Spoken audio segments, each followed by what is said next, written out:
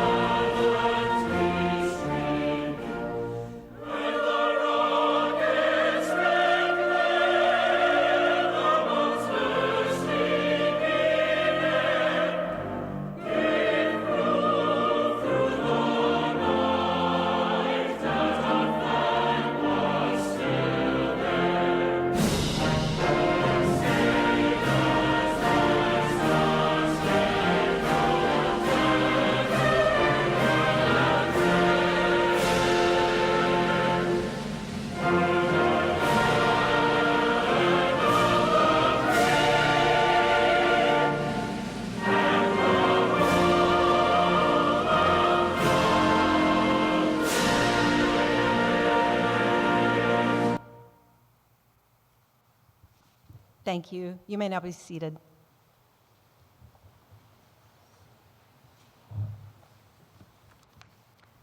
I would like to invite Dr. Andrew Singer, Dean of the College of Engineering and Applied Sciences, to deliver the opening remarks as we begin this special graduation ceremony and celebrate the achievements of the class of 2026.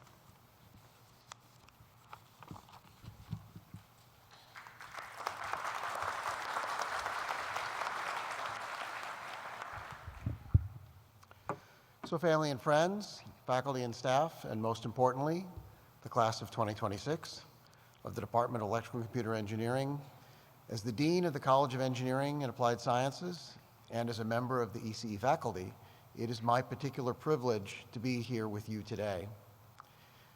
This is, after all, the one opportunity that we have each year to wear our superhero costumes. And today we're here to celebrate our newest superhero recruits. You can tell by the costumes that they're wearing. The ECE department in the College of Engineering and Applied Sciences, or CES as we call it, is our League of Superheroes. It's your home, and today we part ways. But not without ECE and CES leaving their mark on you.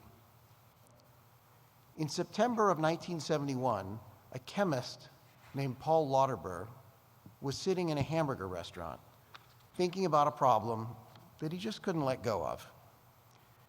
He'd been reading about the use of NMR signals to detect tumors in tissue samples.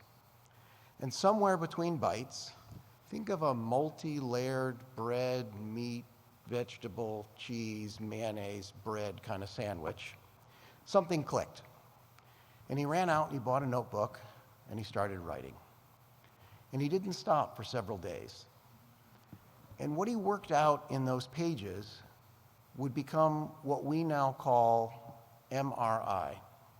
And it happened right here at Stony Brook.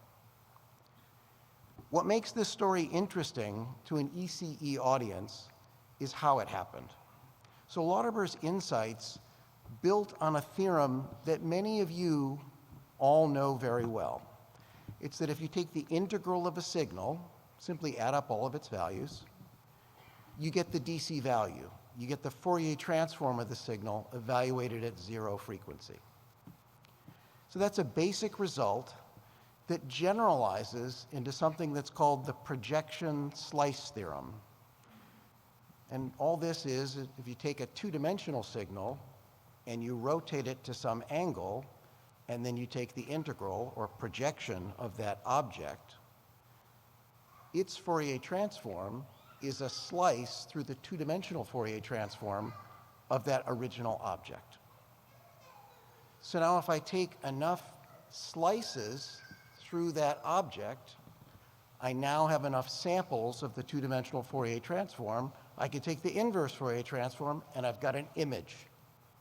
And if I do this at different depths through that hamburger, I can build the bread, lettuce, mayonnaise, cheese, hamburger, and bread. I can put together the entire image of that object.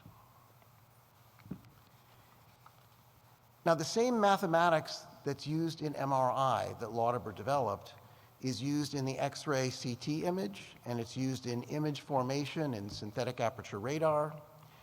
And Lauterbur wasn't doing anything that you haven't already seen in class, but he was paying attention, and he was seeing something that no one else had seen before.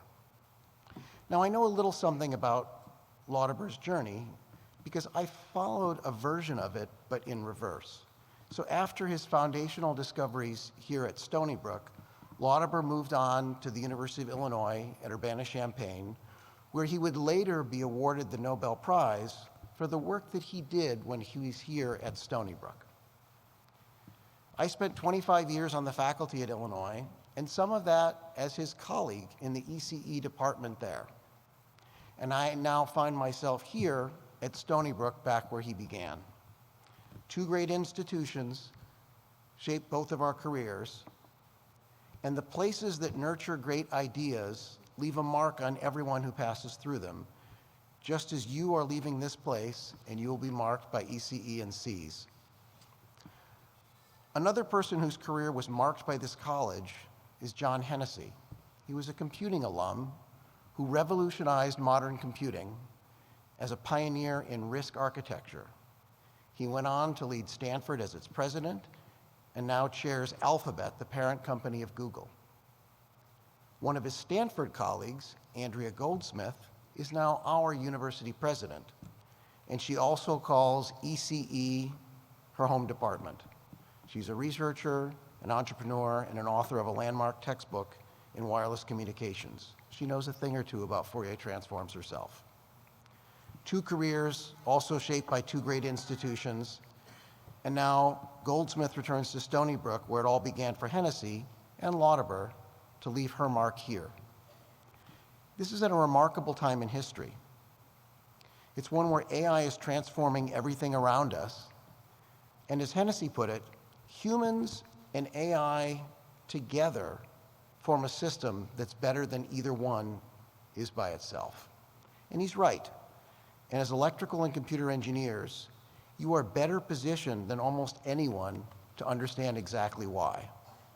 AI systems are powerful, and they can be central to your careers, but they also will make mistakes, and they'll encode the biases of their training data. And the gap between what the model computes and what the problem actually requires, that gap is yours to close. Knowing when to trust the output and when to question it, and when to throw it away and start again. That's not just a footnote in your education. That is your education. Lauterbur didn't need a more powerful algorithm. He needed to see a connection that everyone else had looked past. That's what ECE asks for all of you. The models can process the data, and you have to ask the right questions. So follow your curiosity, build deep collaborations, and bring your full critical intelligence, your superpowers, to every problem that you take on, and leave your mark. You came to us as students, and you leave us as engineers. So go and seize the day. Congratulations, class of 2026.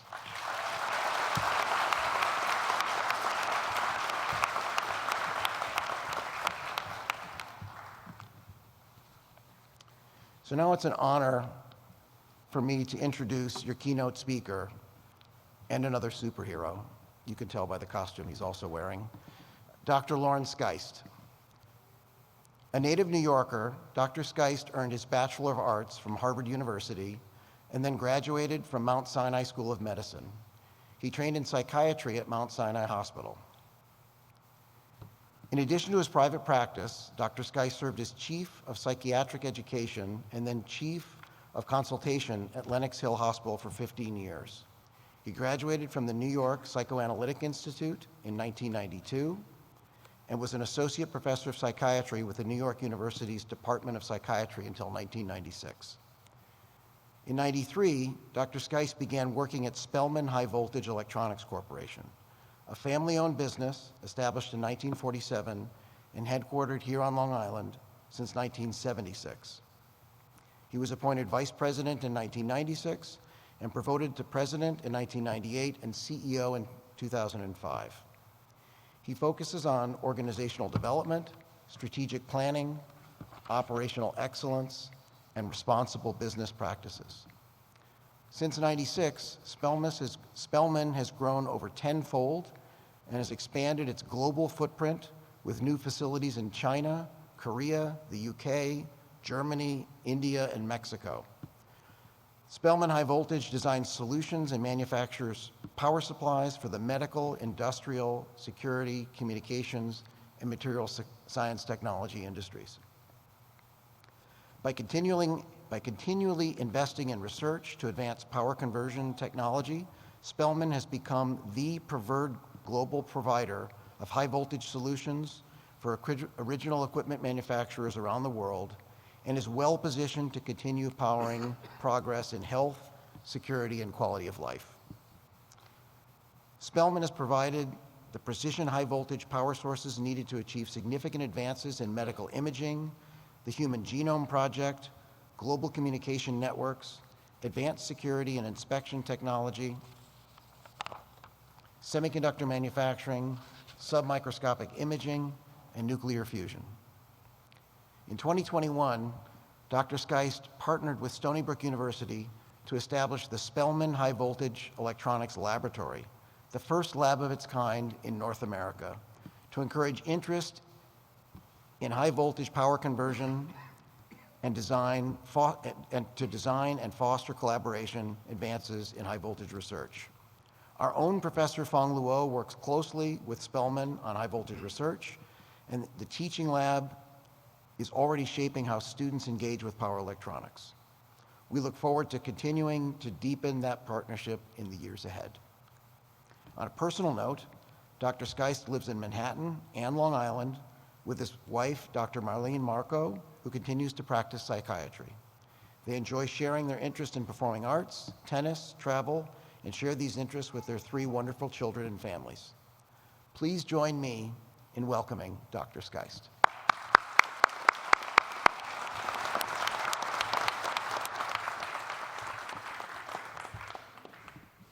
Good afternoon, distinguished faculty, accomplished students, proud families, and welcome guests. Thank you for that generous introduction and bit of a sales pitch for Spellman, and for the honor of being given the opportunity to speak at the 2026 commencement of the College of Engineering and Applied Sciences of Stony Brook. Congratulations to the graduating classes on earning your bachelor's, master's, and PhD diplomas. I know you share your well-earned pride in achieving these milestones with your families, your friends, and faculty.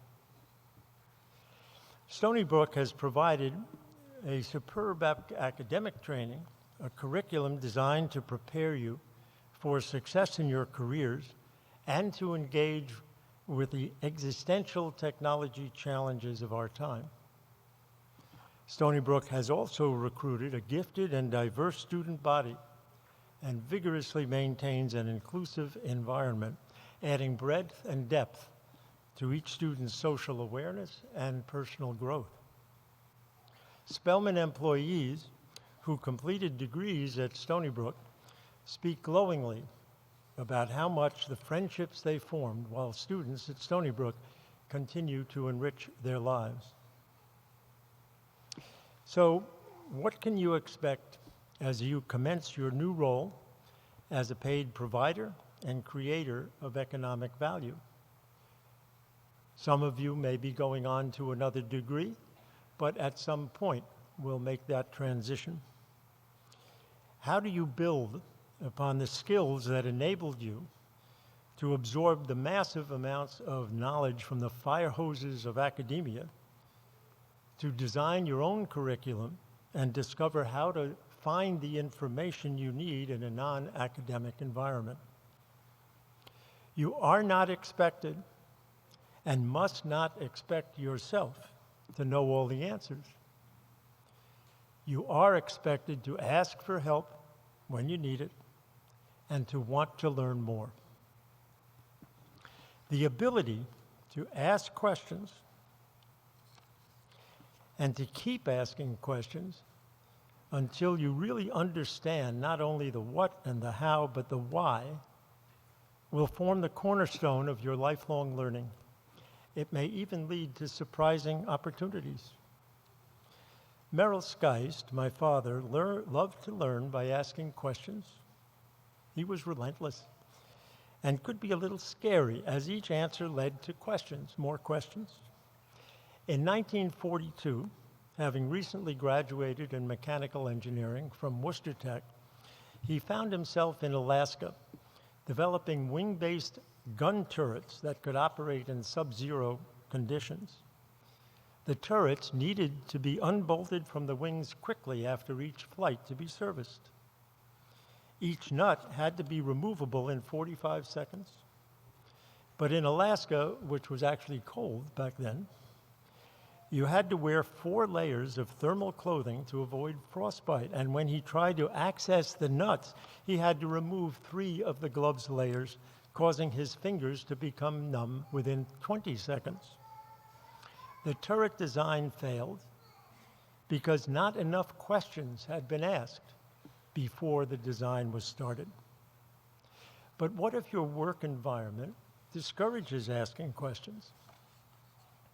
A Stony Brook graduate of a number of years ago described how the leader of his first company was a bit rough around the edges,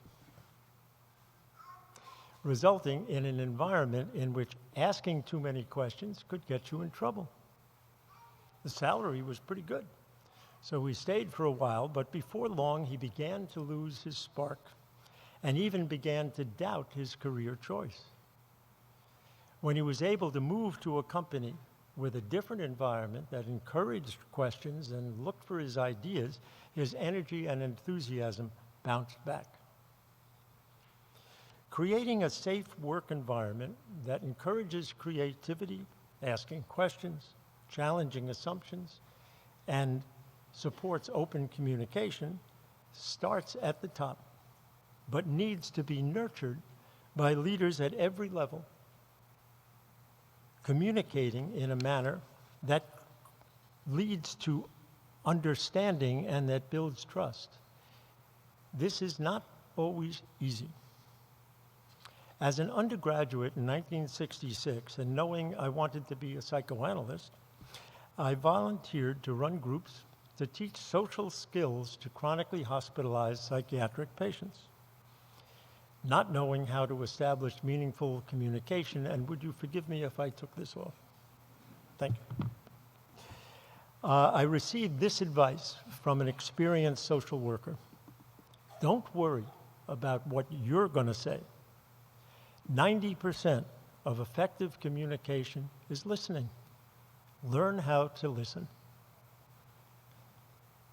But what did she really mean by listening? I was recently interviewing a candidate with excellent credentials for a critical position. I noticed she rarely paused when reciting her many accomplishments, and that I had to actually interrupt her to get the next question in.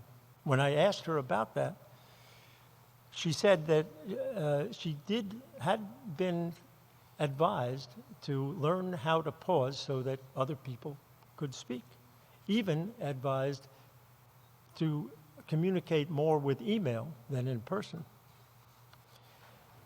She found that by counting silently in her head, she could stop herself from speaking. But is this really listening? Good communication requires listening to understand what is being said, not to form counter-arguments, and then asking questions to ensure that you receive the message that the speaker was actually trying to send. It's surprisingly difficult. My father's love of asking questions helped him shift from engineering into technical sales and marketing after the war. By asking and probing about customers' technology and what they needed, he was able to identify unmet customer needs. But he became so frustrated with his own company's reluctance to take on the risk of designing the custom products needed to meet those requirements that he began to look for a company where he could decide what products the company would design. In 1968, he bought the Spellman High Voltage Company from, yes, Bill Spellman. At that time, it had 7 employees, outdated technology, and decreasing market share. He spent the next 15 years visiting customers, asking questions, learning about their current and their future market needs. Despite not being an electrical engineer, and at the beginning knowing little about high voltage, the insight he developed and trust he built by asking questions until he really understood the situation confronting each customer enabled him to win a contract in 1983 to develop a power supply for this exciting technology that could produce 3D images of the human body, the CT. That product helped to revolutionize medical imaging and provided the steady income Spellman needed to fund its growth for many years. As you adapt to your new positions and environment, as you master the skills that you need to do the daily tasks and grow more confident in your area of expertise, you will have more energy and bandwidth to become curious about the larger picture, about the product or system that what you're designing fits into, about the process of manufacturing that system. This past January, a fire destroyed all of our inventory and subassembly manufacturing capability. This was in a factory, in a building in Matamoros. Everyone mobilized to help as we raced to resume production. Engineers in particular were critical to help qualify and find new parts. Many of the parts the inventory destroyed were obsolete. One engineer had learned the entire order-to-shipment process of the product he had designed to make sure that we never disappointed that customer. After the fire, he was able to use his knowledge of the procurement and production processes to help us develop essential new software tools to provide the visibility we needed to recover as quickly as possible. Being interested in what is going on around you in the value chain of which you form one link can open unexpected doors.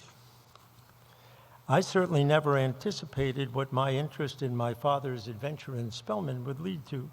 In 1993, my father asked me to commit one afternoon a week to join the Spellman management team to reassure Spellman's most important customer that there was a credible succession plan.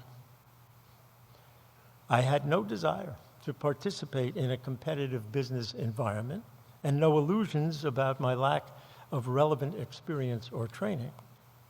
I anticipated that the executives on the management team who had personally contributed so much to Spellman's growth would resent my sudden participation.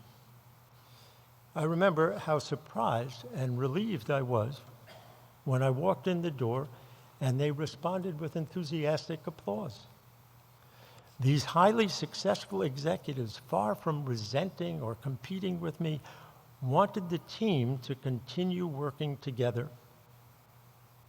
Throughout my 33 years at Spelman, I have come to appreciate that working together to achieve common goals is far more important than competing over who receives a larger share of whatever you accomplish.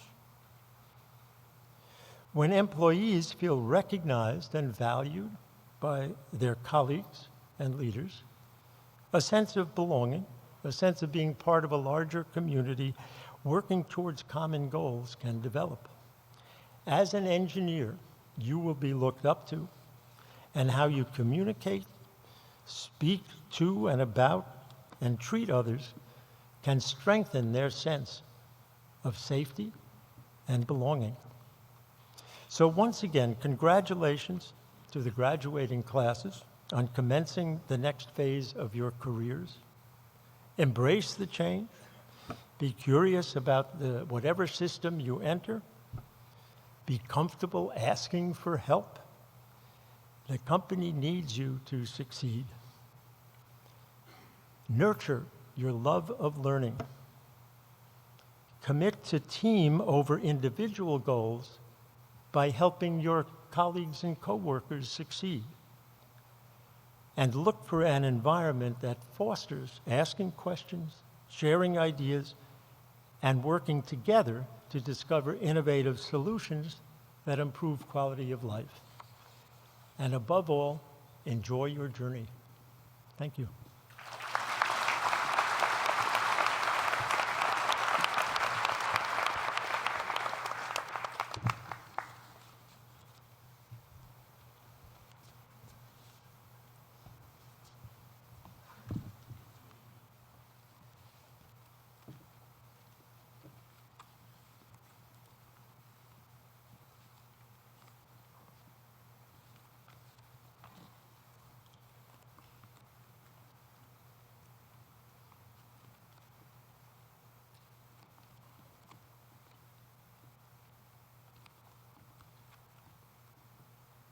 Sorry, I'm finding it.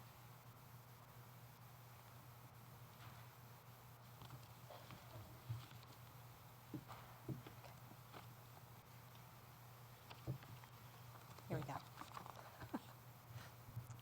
Okay, at this time, it is my pleasure to introduce our student speaker, Amy Liu, who is graduating with her Master of Science in Electrical Engineering.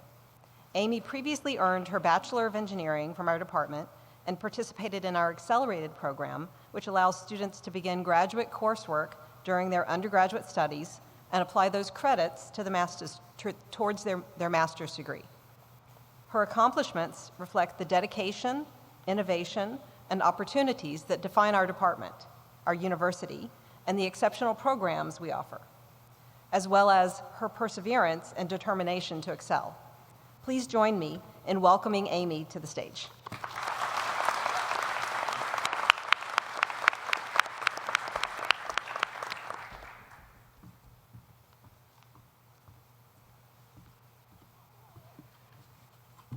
Thank you. I am honored to stand before you today. If you look up the definition of college, you would see something like an institution of higher education. But standing today in front of you all, graduating from Stony Brook University for the second time, now with a master's in electrical engineering, I can confidently tell you that's not so simple. When I just first realized that my high school chapter was closing, I thought about two things. One, of course, was tuition. And the other was this image we all have of people like Albert Einstein's or even the professors surrounded by stacks of books, just knowing everything. But my experience here completely changed that image. College, at least for me, wasn't about everything, knowing it all. It was about figuring things out as you go. And of course, preparing as best you can. Everything you've got needs to be put forward, and something that I took with me from middle school. But honestly, I didn't fully understand what that meant until I was really in it. Being in the BEMS electrical engineering program, I wasn't just on a faster track. It was a lot. There was a point where I was balancing undergraduate courses, graduate courses, an internship, sports practice, competitions, trying to have some kind of a social life, and once even getting sick on top of that. And I remember thinking, this is a lot, but I got through it. Not because I had everything figured out, but because of the people around me. The professors here care. They don't just teach, they make sure you understand. They make time for you when you seek it. And beyond the classroom, I'd like to give a special shout out to Chantel and to Ashley, our graduate coordinators, who were always there to answer my endless questions and help me navigate the master's program and the graduate school world. I'll always be grateful for your guidance.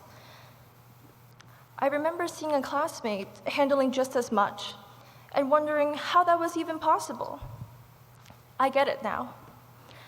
It's the environment here, the people around you, the professors, staff, peers. They push you forward, they support you, and they help you keep going when things don't click right away. And in EE, and even in CE, when something doesn't work, it really doesn't work.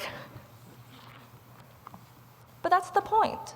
You learn how to sit there, not understand something yet, and still keep going until you figure it out. And that feeling when you finally struck gold, that light bulb moment, will always be satisfying and absolutely irreplaceable, and above all, so rewarding. And that feeling when you know that you finally pushed past it. Coming out of high school, as someone with grades at the top of my class, I knew, or at least I thought, I knew what I was in for. But being here pushed me to see it differently. A friend once told me something, kind of a variant of what Socrates said. I know that I do not know. And to me, that doesn't mean lacking knowledge. It means recognizing there's always something more to learn, and most importantly, being willing and ready to go for it. That's something all of us have already proven. We can do that because we already have. Because no matter what comes next, jobs, grad school, doctorates, whatever it may be, we are going to face things that we've never faced before. And we'll figure it out because we already have, and we know we will. I'd like to leave you all with a quote from a mentor of mine who once said to me, "Life is strawberries." I'm still not 100% sure what that means, but I do know something, and that sometimes it's sweet, sometimes it's not, sometimes it's a little sour, and that's all part of the process. Appreciate the small victories and look forward to the next. So no, college is not just an institution. For us, it was the long nights, things not working, us sitting in front of the desks, sitting in front of these simulations and our codes, but we figured it out anyways, and growing because of that. Congratulations to us all, and thank you.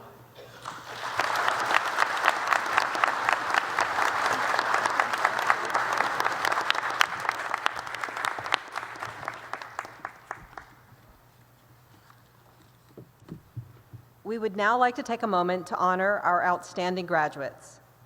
We begin, so as I mentioned you, please stand up. We begin by recognizing our student award recipients, whose achievements reflect exceptional dedication, leadership, and academic excellence. I know some of you are out there. Stand up. Our award recipients. Yes, yes, yes, I see you. Okay, come on. Thank you. Stay. Okay, stay standing, stay standing. Okay. We also recognize those graduating with honors, whose consistent hard work and commitment have distinguished them throughout their academic journey. Okay, those graduating with honors. Come on.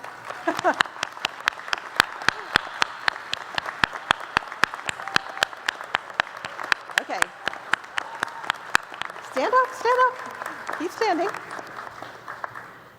And we also celebrate our graduates who are continuing a proud tradition here at Stony Brook University, our double alumni, those who previously earned a degree through programs such as our accelerated pathway, or who are completing an additional degree, including those advancing from a master's to a doctoral degree. Stand up, please, please, please. Let's recognize recognize all of our outstanding graduates. Yes, yes, thank you.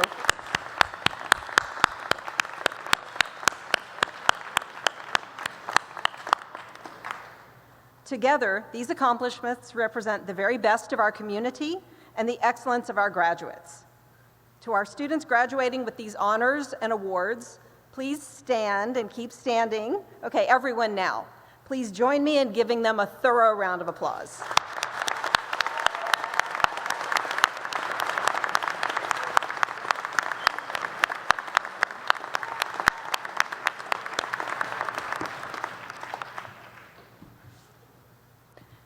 You may be seated. Thank you for entertaining me.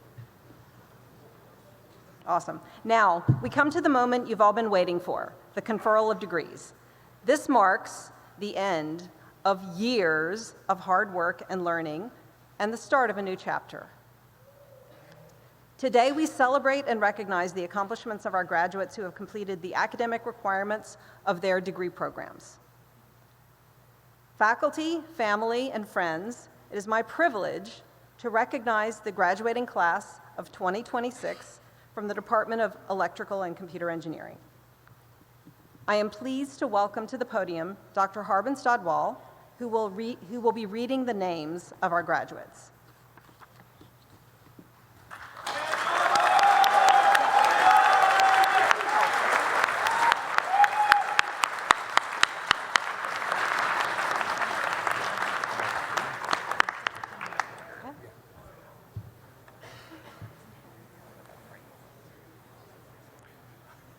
Okay, thank you, Pamela. I'll just say quickly, congratulations to all the graduates because I've seen all of you. You're in the senior design class. Well done. And to quote four words from one of my favorite sci-fi films, live long and prosper.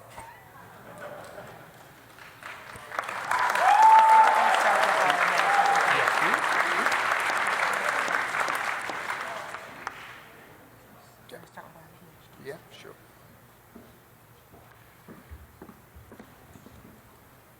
Okay, tell me when you switch over to masters. Okay, these are PhD students first, okay? Zara Krayam.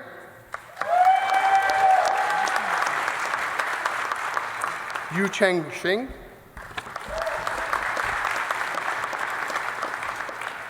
Shay Xu.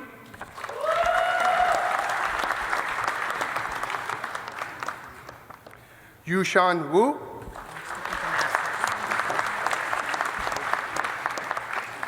Now we begin our master's students. Amy Liu.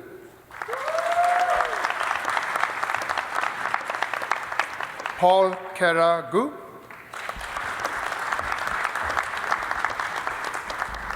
Joseph Torres.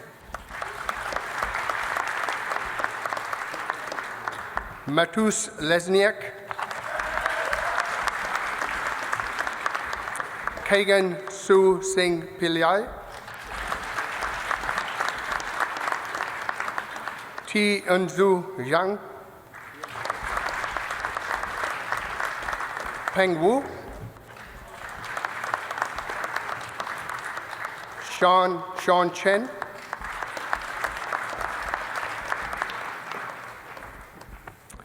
Gino Temyu Chin.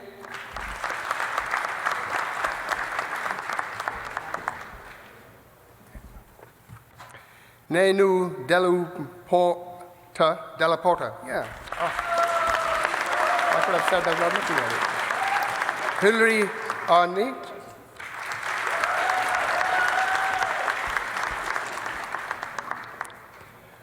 Domen Srivastana. Elizabeth Rand. Alan George.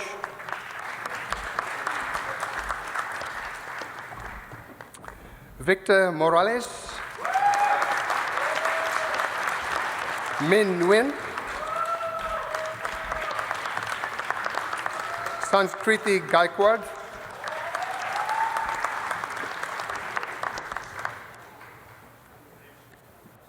Aniket Singh.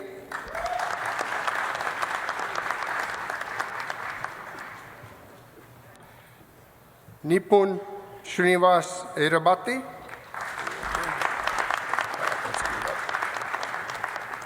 Rishi Jungle. Nikita Jaswal.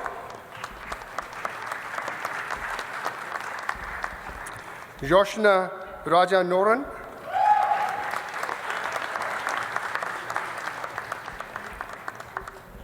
Harshit Kailai.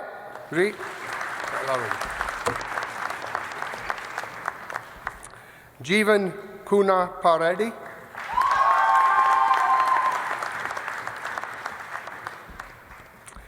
Sahiti Nabor.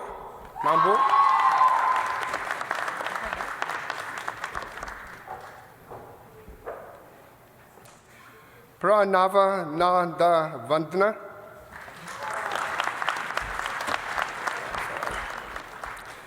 Pailin Liu.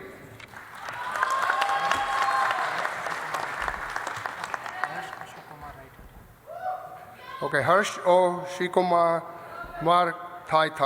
Yeah.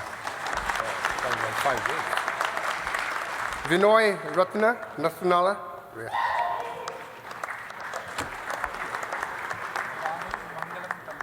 Rahul Mangalam Pali. I got it. Rahul Mangalam Pali.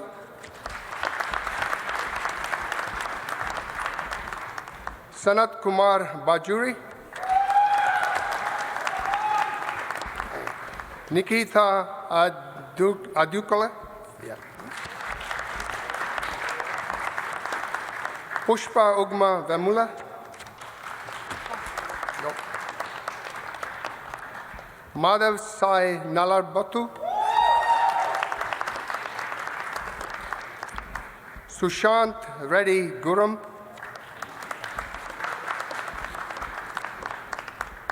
Pavan Kalayan Katarishan.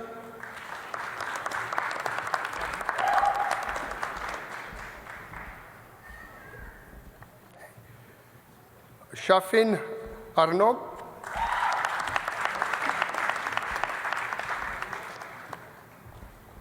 Jakraya Noman.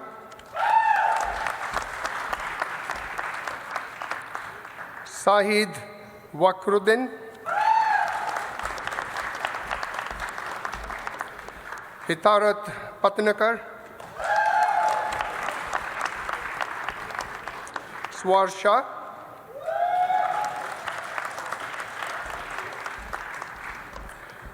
Aritoro Sarkar.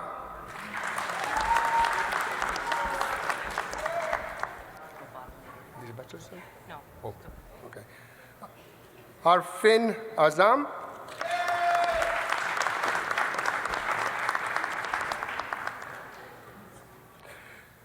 Christopher Mohidano Hernandez. Bachelors, okay. Our bachelors now. Stanley Chokro.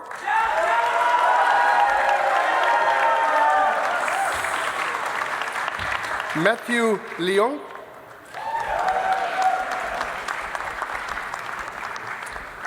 Ben Wang.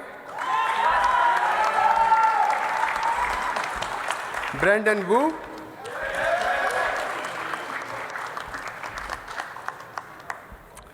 Devin Lee. Eric Wu.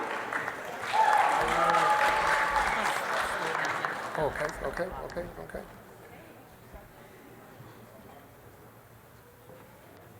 Callan Chu.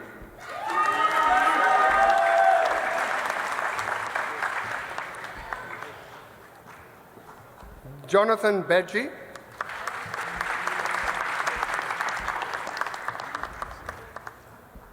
Tyler Hansen.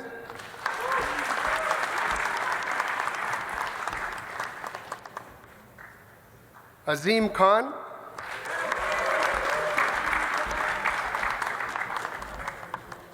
Jefferson Panora.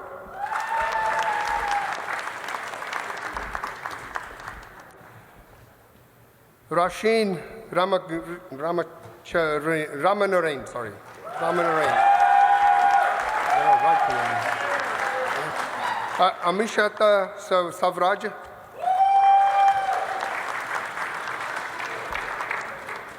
Spencer Wu. Wait again.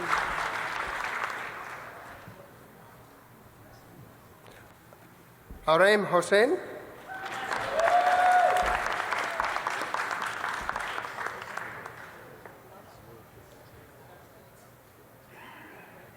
Hubin Wu.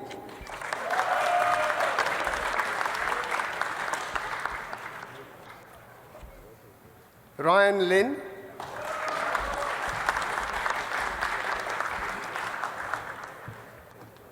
Aranis Das.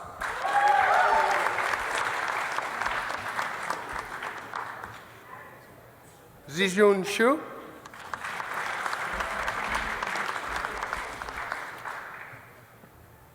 Sean Varghese.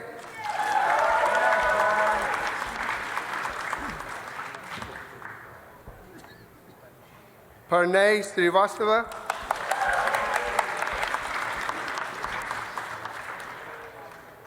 Austin Lee.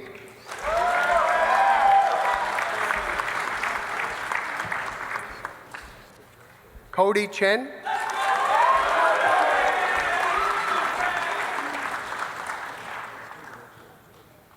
Vinasan Jin.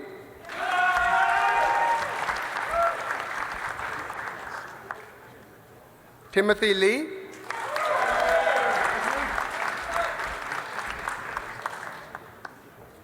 Mustafa Anjun.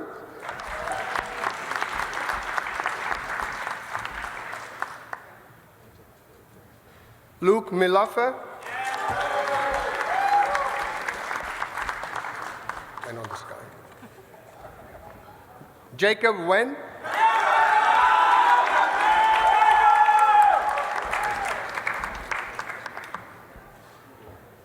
Pedram Kaidpur.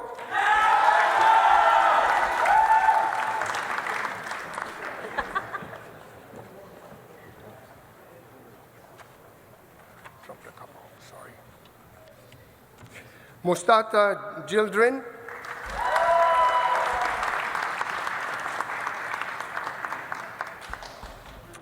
Shivun Shah.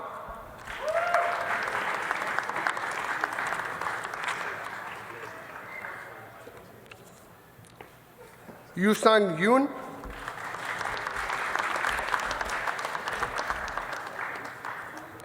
Tudor Lin.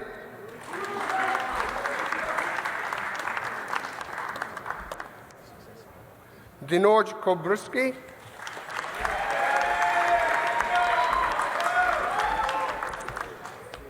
Arun Kurin.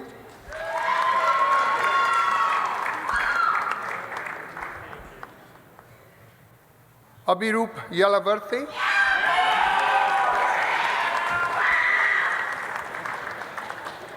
Anthony Aguirre.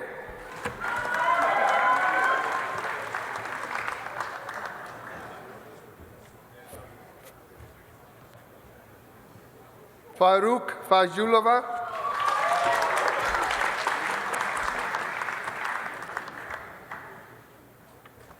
Tony Zhang.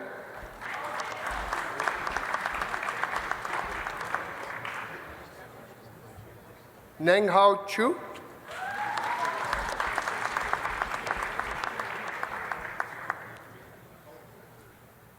Alan Lee Young.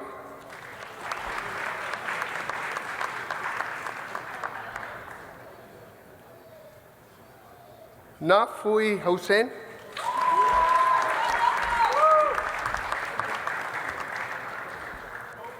Mohammed Sharjil.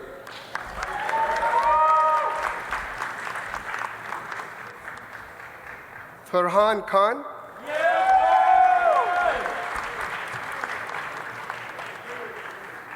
Johnson Varghese.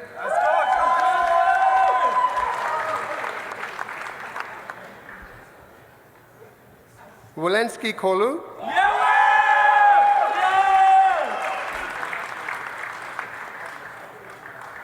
Amik Mohammed.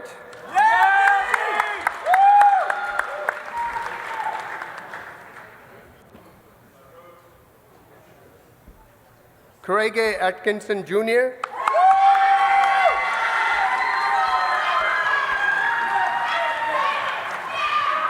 Sami Rashid,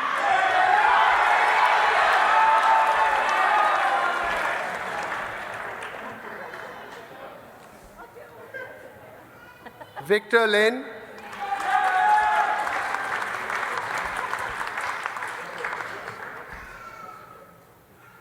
Julio Martinez,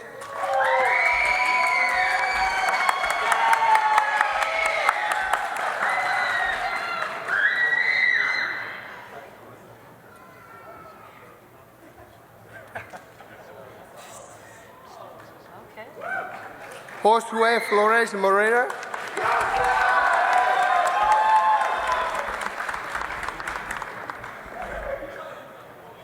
Daniel Do,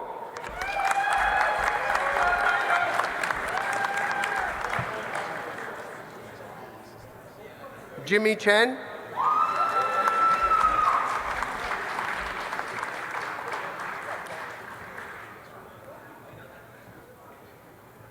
Yahya Abu Nufasa,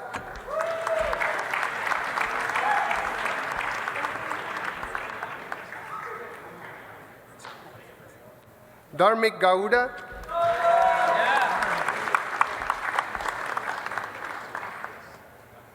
John Abraham,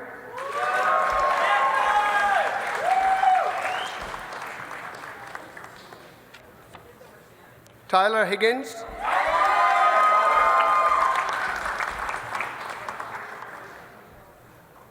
Rahel Hepper,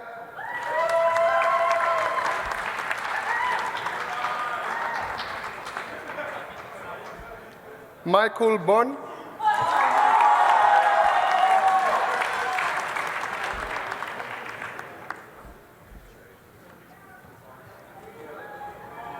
Maxwell Fur,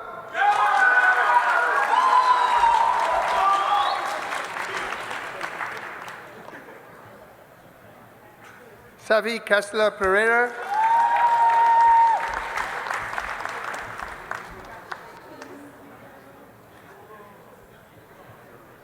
Mahima Karnath,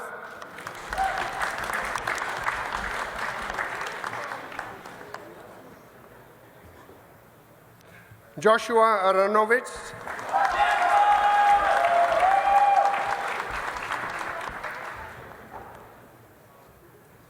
Ivan Chen,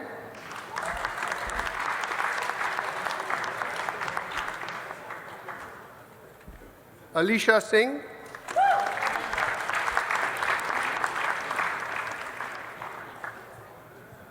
Jackie Zhang,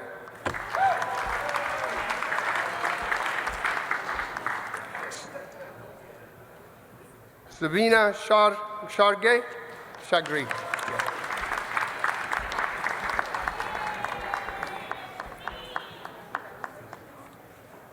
Eric Yang,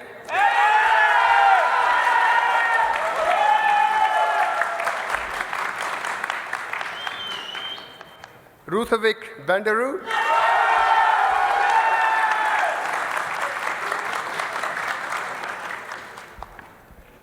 Tuba Zaman,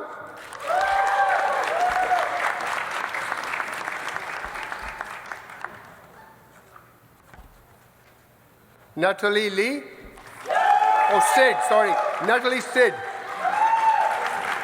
I don't know why it's not Lee. Catherine Troziniski,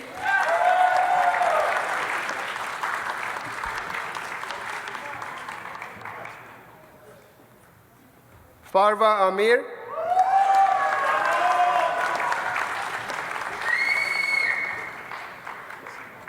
Kyle Lin,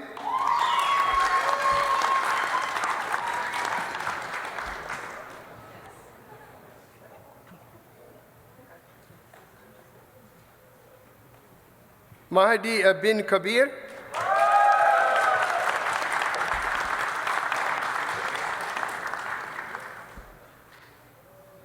Arafat Farooq,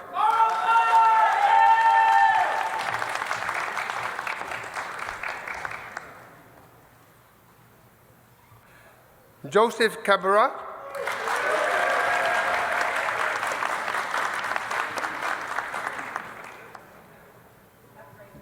Julian Zulagala, Gulgar.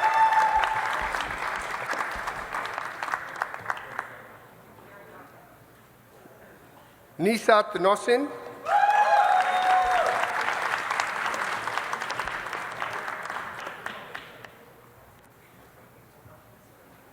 Abrar Galid.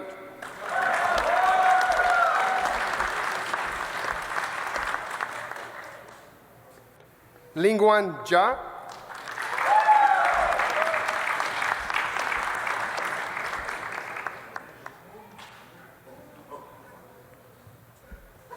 Tony Anthony.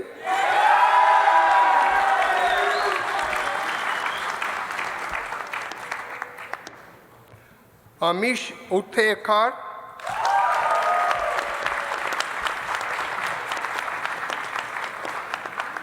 I'm sorry, these three slid off. You just leave them for now. Yeah, in the middle there somewhere. Okay, so that's, yeah, okay. Yeah, yeah.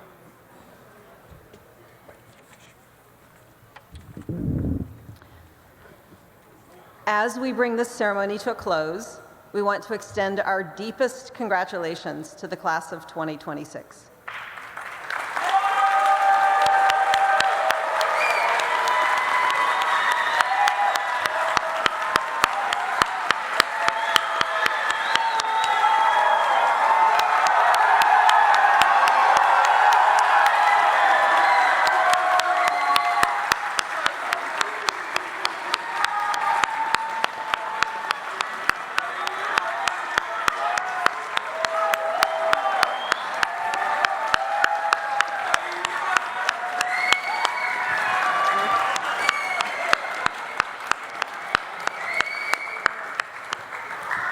It's your day. You can keep clapping as long as you want.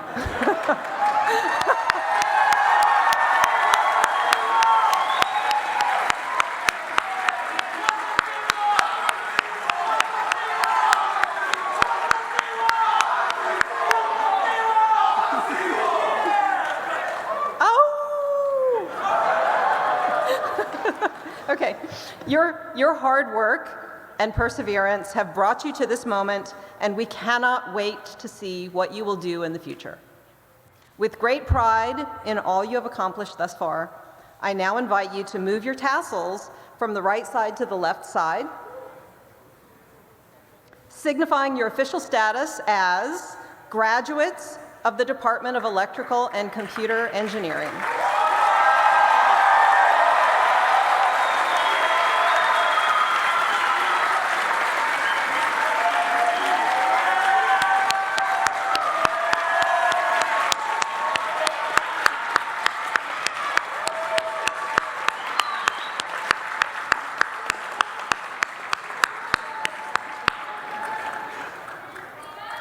Before you go, we invite all graduates, families, and guests to join us for a reception in the Wang Center lobby, where we will continue the celebration together.